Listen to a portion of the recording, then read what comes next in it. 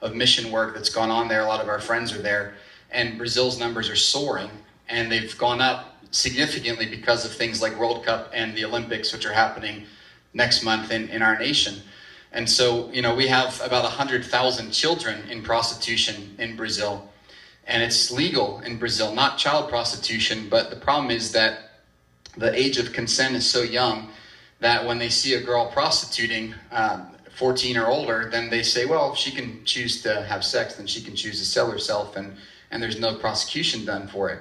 So I tell you that because our biggest kind of dream and what we've been crying out for is really favor in the judicial system and favor in the political realm. And I'm just a firm believer in not being just another Christian thermometer. You know what that looks like? It's like we like to call that discernment. We like to call it prophetic gifting, but it takes no gifting or discernment to just gauge what's going on in the atmosphere. You understand? Is it cool if I'm real with you guys this morning? Good. I'm going to be in anyway, but it's polite to ask. So I like to get permission. And then, if you don't like it, it's like you gave me permission. I'm just kidding with you. Sort of. But, it's like I was just telling Harvey and Tony and some folks last night. It's like, we had this lady come down one time to minister on the streets with us. And I knew her, and she's an intercessor, a wonderful woman of God, and has this heart for the Lord and this great gifting in intercession. And so we're on the streets, and I kind of forget sometimes because it's like normal to us to be out there with pimps and prostitutes and in this setting. So I kind of forget sometimes that for some people it's like shocking and it's new, and we totally get that, we understand that. And so this lady, every time I would, because the way that I kind of work with our team is we work through prophetic ministry, and I don't ask our team members, do you have a word from God? I tell the girls that they already do, and then I just say, go ahead and give them the word, because I really believe that if you know the Father, then you have a word for them. If you know the Father and you know the story of when the adulterous woman was brought before Jesus, you already know how he's going to talk to this girl, so you don't need to get, Anyway, you guys understand what I'm saying. It's great when God gives us prophetic words. It's great when, we have an angelic encounter, but you need to just know who he is. So that when you don't have the prophetic word that comes or the word of knowledge, you know the character of the Father, and you can already present, to whoever you're talking to, the heart of the Father. And so this lady's with us, and I would, every time we talk to a girl, and I turn and say, hey, give her a word. And she'd go, mm-mm. I'm like, oh man. So the whole night it was like that, 3 hours in the streets, and I thought, maybe she's emotional, because it is really hard. I mean, one thing I always tell our team is I never want this to become normal to you.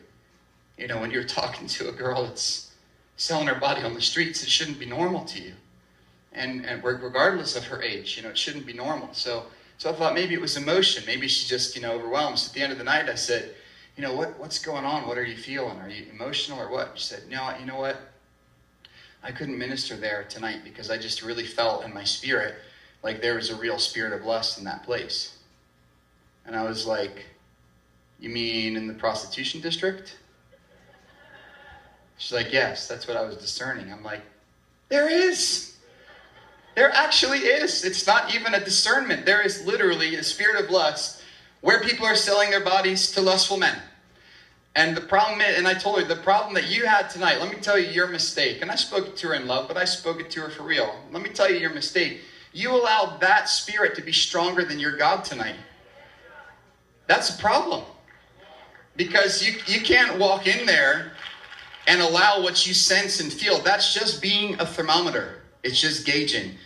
It's like, when we come back to America and Christian friends just tell me how bad things are getting and how the election's going and how bad this is and how bad that is and how this and that and that. That's all just Christian thermometers.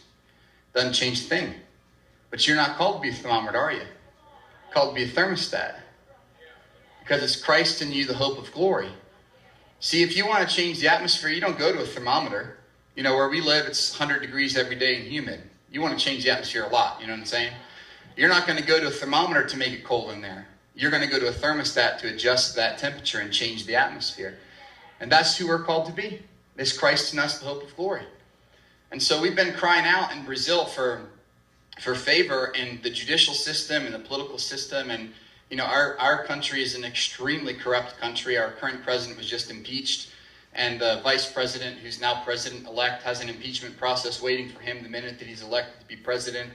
It's a really, really, really corrupt nation. And so our prayer has been, God, we want to get in those circles so that we can change laws, so that we can change women's rights and children's rights, and really, it's like we minister to the poor, but we have to affect the top down somehow too. Does that make sense to you guys?